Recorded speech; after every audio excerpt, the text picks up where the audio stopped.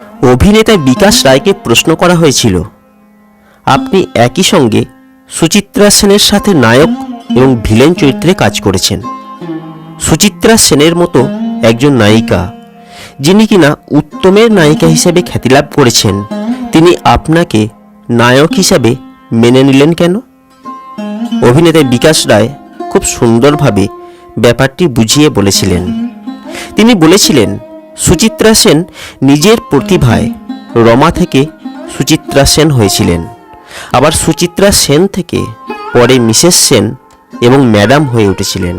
কিন্তু অগ্নিপরীক্ষা সিনেমার পর থেকে তিনি বুঝতে পেরেছিলেন তার নামটি কেবল উত্তম কুমারের নামের সাথে যুক্ত হয়ে যাচ্ছে।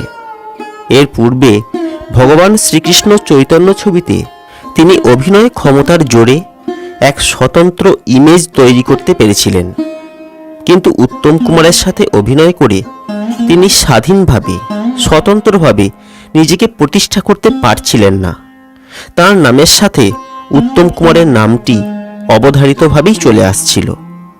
দর্শক মহলে উত্তম প্রেমিক সুচিত্রা এমনই একটা ইমেজ তৈরি হয়েছিল, আর এই ইমেজের উপর ভর করেই সিনেমাগুলি হিট হচ্ছিল। কিন্তু এই ব্যাপারটি মহানায়িকার একেবারেই পছন্দ হয়নি। ঢুলি সিনেমাতে অভিনয় করেও তিনি বুঝেছিলেন উত্তম কুমার ছাড়া তিনি যে অভিনয় করছেন তা দর্শকের কাছে বেশ ভালোভাবেই গৃহীত হচ্ছে। আর বিশেষভাবে লক্ষ্য করতে হয়, এইসব ছবির বিজ্ঞাপনে সুচিত্রা সেনের নামটি প্রধানভাবে জ্বলজ্বল করত। সেখানে বড় করে লেখা থাকত সুচিত্রা সেনের অভিনীত ছবি। পরিচালক দেবকী কুমার বসু 1955 সালে যখন সুচিত্রা সেনকে নিয়ে সিনেমা করতে উদ্যত হলেন, তখন মহানায়িকা তাকে অনুরোধ করে বলেছিলেন, প্লিজ উত্তমকে নয়, অন্য কাউকে নায়ক করুন। পরিচালক মশাইও ভাবলেন তার এই ছবি উত্তম কুমার বা সুচিত্রা সেনের নামে নয়, ছবিটি পরিচিতি পাক দেবকী কুমার বসু পরিচালিত ছবি হিসাবে। আর সেই সূত্র ধরেই ভালোবাসা সিনেমায় সুচিত্রা সেনের নায়ক হয়ে উঠেছিলেন বিকাশ রায়। আবার সাজঘর সিনেমা করার সময় সুচিত্রা সেন নিজেই পরিচালক অজয় করের কাছে বিকাশ রায়ের নাম প্রস্তাব করেছিলেন।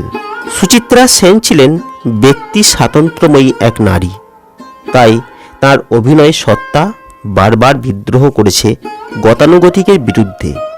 তিনি পরিচালক প্রযোজকদের বলেছিলেন, সিনেমার টাইটেল কার্ডে উত্তম কুমারের আগে তার নাম লিখতে হবে। প্রযোজকরা সে কথা মেনেও নিয়েছিলেন। তিনি উত্তম কুমারের স্যাটেলাইট হতে চাননি। উত্তম কুমার এবং সুচিত্রা সেন পরস্পরকে রমা এবং উতু নামে ডাকতেন, কিন্তু ব্যক্তিগত জীবনে তাদের মধ্যে কোনো রকম প্রেমের সম্পর্ক ছিল না। পর্দার প্রেম পর্দাতেই শেষ হয়ে যেত। মহানায়িকা তার জীবনে অন্য কোনো পুরুষকে আসতেই দেননি, যদিও তার স্বামী উত্তম কুমারকে তার প্রেমিক বলে সন্দেহ করতেন।